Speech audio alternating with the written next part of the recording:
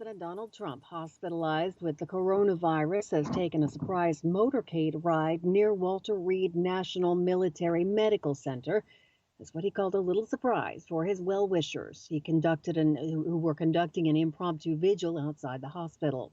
Video of the event recorded at least one person screaming, "We love you," at the president, who waved from the passenger window of a black SUV while wearing a mask. Meanwhile, the campaign of Democratic presidential nominee Joe Biden says he has once again tested negative for coronavirus after participating unmasked with the president in a televised debate last Tuesday. Several of the people attending the debate in support of President Trump have now tested positive for the coronavirus. President Trump, who entered the hospital on Friday, tweeted Sunday evening that he's getting great reports from his doctors. First Lady Melania Trump, who also has COVID-19, is recovering at the White House. Sunday marked 30 days before the November 3rd presidential election. Trump's opponent, Biden, said Friday he was sending prayers for the health and safety of the First Lady and the President of the United States. Biden added that the president's positive test is a, quote, bracing reminder to all of us that we have to take this virus seriously. Speaking Friday in Grand Rapids, Michigan, Biden, wearing a surgical mask, called again for a national mask mandate. He asserted it could save 100,000 lives in 100 days. The coronavirus has killed nearly 210,000 people in the United States and infected about 7.4 million across the country. That's according to the Johns Hopkins University coronavirus data. Secretary of State Mike Pompeo has shortened his schedule to trip after President Trump's positive COVID-19 test. Pompeo left for Tokyo today, but his planned stops in South Korea and Mongolia are no longer on his itinerary. That's according to the U.S. State Department. Tens of thousands of people marched through the center of the Belarusian capital, Minsk, on Sunday to demand that authorities free political prisoners. Police turned water cannon on the marchers.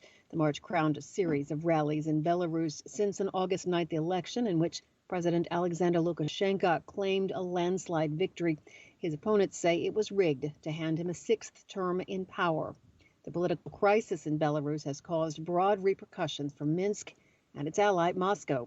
This week, the European Union and the United States imposed sanctions on senior Belarusian officials. They spared Lukashenko himself.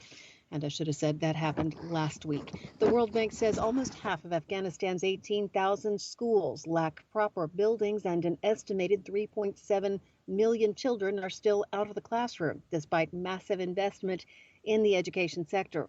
The bank's country director on Sunday urged Afghan leaders to invest more in their people and stressed the need for continued international aid to create better lives for millions of people in the war-ravaged nation. Data from 2013 shows that 93% of 10-year-old Afghan children cannot read and understand a simple text when they finish primary school. A World Bank official said health indicators in Afghanistan are still worse than the average for low-income countries, and indicating a need for more access to services, especially for women. Belgium has arrested and charged 3 men suspected of involvement in the 1994 Rwanda Genocide.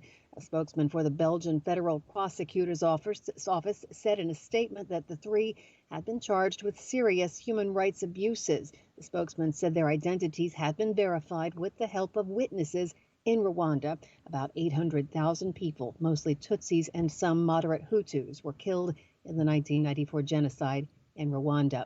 The UN International Criminal Tribunal for Rwanda indicted more than 90 people and tried 80 of them before it ceased operation 5 years ago. The U.S. Supreme Court begins its new 9-month term on Monday. That's ahead of a battle over the confirmation of President Trump's nominee to replace the late Justice Ruth Bader Ginsburg, a Republican bid to invalidate the health care system, and a hotly contested presidential election.